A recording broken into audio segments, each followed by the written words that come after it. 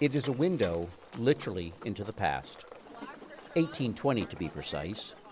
Welcome to King's Landing, this living history museum complete with farms, stores, mills, and of course the much-needed blacksmith shop.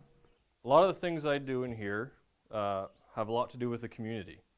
So I make a lot of tools, I make a lot of kitchenware. Each home represents a certain year in our past, with unique heritage presenters and interpreters. In this home, we meet Abigail Parent, baking gingerbread. Well, when you make a cake, of course, you've got to get your fire going because you've got to have the coals to cook it in the Dutch oven. So you're going to put the coals underneath and put your cake in the pan, put the coals on top.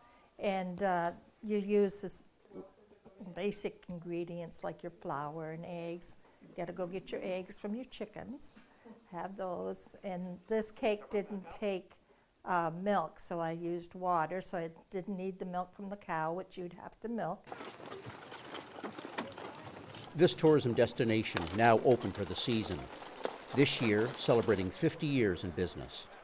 CEO Travis Weber describes the upcoming anniversary. So on July 20th, 2024, with delegates bringing greetings, we'll have Indigenous presenters on site. We'll have work with the Black History Society to represent their history and hear their voice of what happened here along the St. John River. Located 40 kilometers northwest of Fredericton, King's Landing owes its creation to the Mactaquac Dam.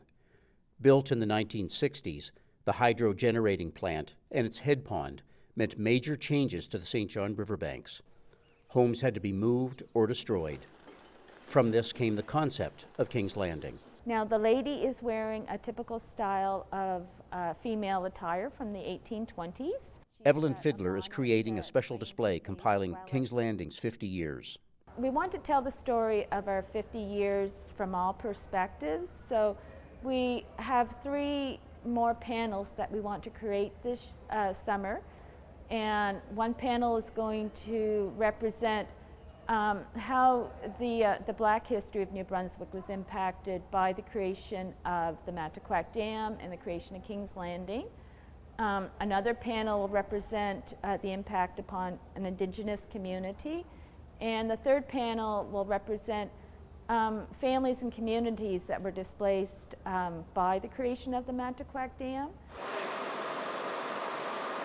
The pandemic has impacted visitor numbers in recent years, but Travis Weber says this year many older programs will return, and he hopes visitor numbers will return as well. We're returning to 7 days a week, and we're bringing back the Visiting Cousins and Family Kins program. It's an overnight program that immerses children and youth in the period, and they get to come back in time and live in a house on site here for a week.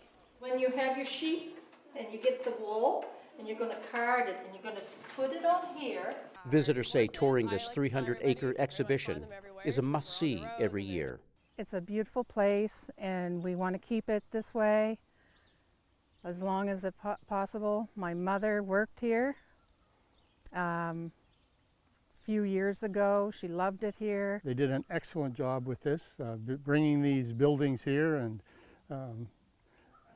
turning the clock back. That's the great thing. As the journey continues at King's Landing, this unique living museum celebrates 50 years of riding into the past.